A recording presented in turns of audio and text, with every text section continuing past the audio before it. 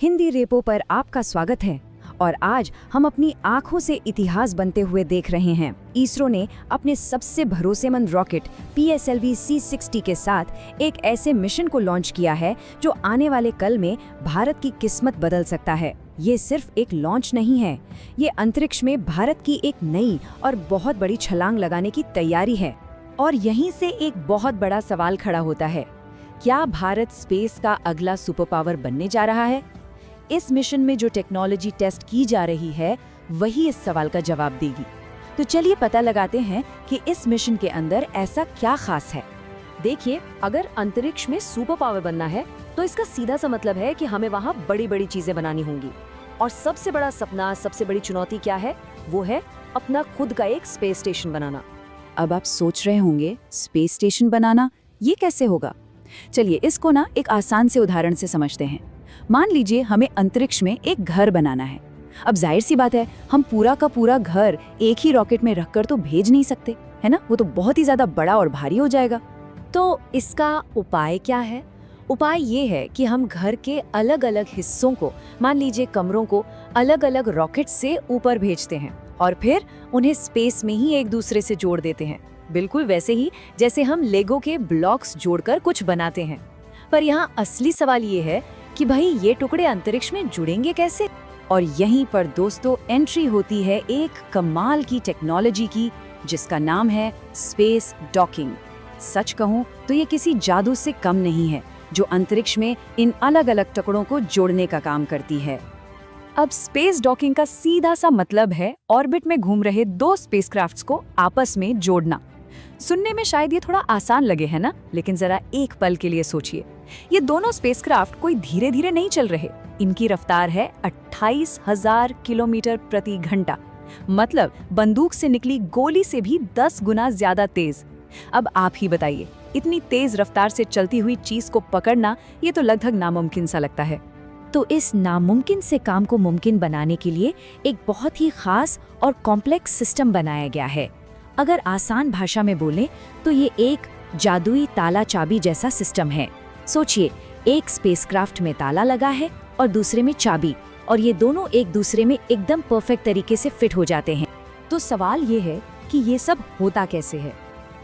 इस पूरे प्रोसेस को हम 4 आसान स्टेप्स में समझ सकते हैं। सबसे पहले दोनों सैटेलाइट्स को एक ही रॉकेट से लॉन्च किया जाता है। फिर ऑर्बिट में पहुंचते ही वो दोनों अलग हो जाते हैं। इसके बाद शुरू होता है असली खेल। एक सैटेलाइट दूसरे का पीछा करता है और आखिर में बहुत धीरे धीरे, बहुत सावधानी से दोनों पास आकर जुड़ जाते हैं। हो गया डॉकिंग। और दोस्तों, इसी मुश्किल और रोमांचक लुका छिपी के खेल में मास्टरी हासिल करने के लिए भारत ने अपना पहला टेस्ट मिशन लॉन्च किया है और इसका नाम रखा गया है स्पेडएक्स, यानी स्पेस डॉकिंग एक्सपेरिमेंट। तो इस मिशन का प्लान क्या था, चलिए देखते हैं। 30 दिसंबर को लॉन्च हुआ। उसके ठीक अगले दिन 31 दिसंबर को दोनों सैटेलाइट्स एक दूसरे से अलग हो गए और फिर शुरू हुई असली चीज, जो करीब 16 दिनों तक चली। और फिर वो बड़ा दिन आया, 16 जनवरी, जब इन दोनों का ऐतिहासिक मिलन होना था। और ये देखिए, ये कोई एनिमेशन नहीं, ये एक असली तस्वीर है। ये है पीछा करने वाले सैटेलाइट का नजारा। आप देख सकते हैं कि जो टारगेट सैटेलाइट है वो बस एक छोटी सी चमकती हुई बिंदी जैसा दिख रहा है। यहीं से असली खेल शुरू हुआ। फिर घंटे बीते, दिन बीते और धीरे धीरे दोनों सैटेलाइट्स एक दूसरे के करीब आते गए। अब वो छोटी सी बिंदी एक असली सैटेलाइट की तरह साफ साफ दिखने लगी थी। सच बताऊं, कंट्रोल रूम में सबकी धड़कनें जरूर तेज हो गई होंगी। और फिर वो पल आ ही गया, फाइनल अप्रोच। दोनों सैटेलाइट्स के बीच की दूरी बस कुछ मीटर की रह गई थी। यहाँ एक नन्ही सी गलती, एक छोटा सा कैलकुलेशन मिस्टेक पूरे मिशन को बर्बाद कर सकता था। और सब कुछ अपने आप हो रहा था, ऑटोमेटिक। और मिशन कामयाब रहा। दोनों सैटेलाइट्स ने एक दूसरे को सफलतापूर्वक पकड़ लिया, जुड़ गए। जैसा कि आप इन तस्वीरों में देख सकते हैं, पहले 2 अलग अलग हिस्से थे और अब वो अंतरिक्ष में एक होकर एक सिंगल यूनिट की तरह काम कर रहे हैं।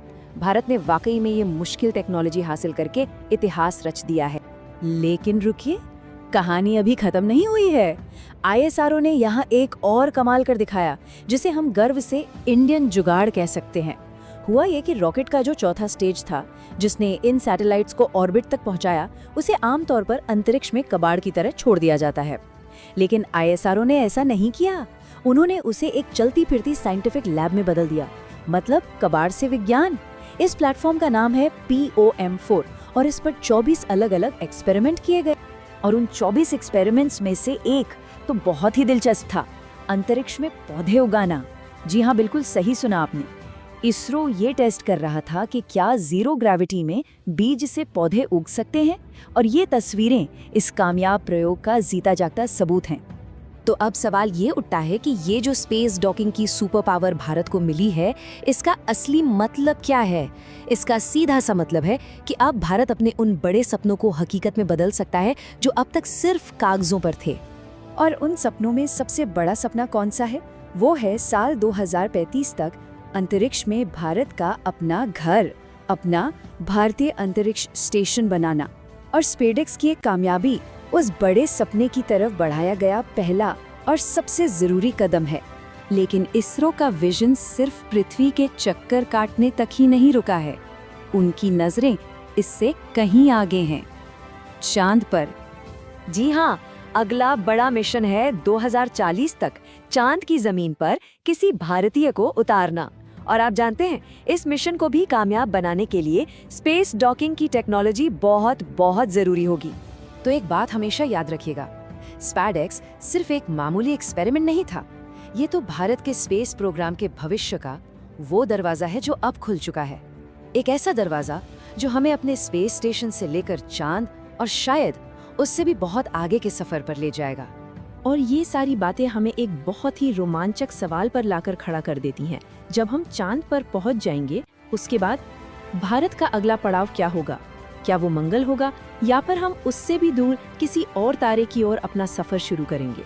इस सवाल का जवाब तो भविष्य में ही मिलेगा, पर अगर आप भारत के ऐसे ही कमाल के स्पेस मिशंस और साइंस की दुनिया में और गहराई से उतरना चाहते हैं, तो हिंदी रीपो पर हमारे साथ बने रहिए। हम ऐसी ही दिलचस्प कहानियां आप तक लाते रहेंगे। हमारे साथ जुड़ने के लिए बहुत बहुत शुक्रिया।